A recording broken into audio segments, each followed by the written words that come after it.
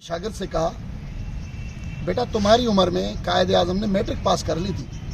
बच्चा भी शरारती था, उठा और उस्ताद से कहा, सर आपकी उम्र में भी भुट्टो फांसी चढ़ गया।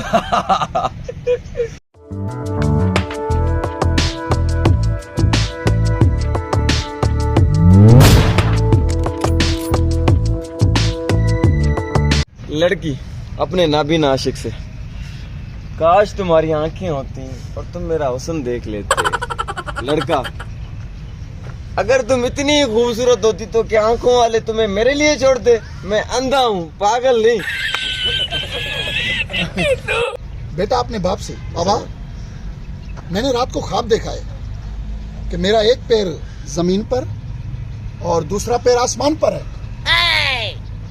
बाप, बेटा ऐसे ख्वाब मत देखा करो वरना दरमियान में से फट जाएगी। डॉक्टर, बच्चे को पानी देने से पहले उसको सही से उबाल लिया करें। नो। बच्चे को उबालने से वो मर तो नहीं जाएगा? पठान की बीवी घर से भाग गई, 3 दिन बाद वापस आ गई। पठान गुस्से से बोलने लगा, अब क्या लेने आई हो? उसकी बीवी बोली, वो दरअसल में एक चार्जर भूल गई थी, वो लेने आई। पठान वापडा ऑफिस फोन करके बोला, जल्दी से लाइट बंद कर दो। तो ऑफिस वाले परेशान हो गए, ये क्या बात हुई? बोले, खान साहब क्यों बंद करें लाइट?